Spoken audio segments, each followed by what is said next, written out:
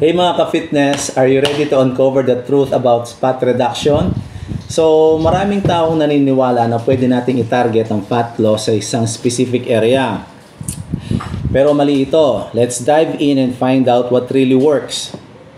So, ano ba yung science behind fat loss?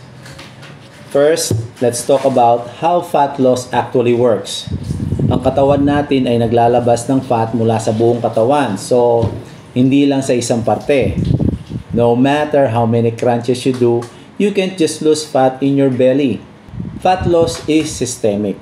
Ibig sabihin, hindi natin makokontrol kung saan mawawala ang taba. Ano ba yung mga common misconceptions? Well, maraming tao ang nag-iisip na exercise lang ang solusyon. But remember, you can't out-exercise a bad diet. Kailangan pa rin natin ang balanced diet para sa effective fat loss. Disiplina sa pagkain ang kailangan natin mga ka-fitness. So, if fat reduction is a myth, what should we do?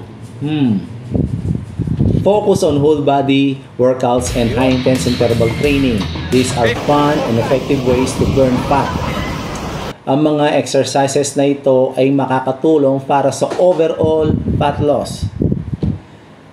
So guys, in summary, basically, fat reduction is a myth. So, ang fat loss ay nangyayari sa buong katawan. So, if you have question guys, please comment below.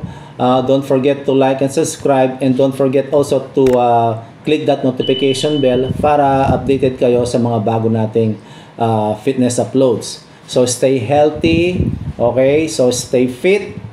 Until next time mga ka-fitness, bye-bye.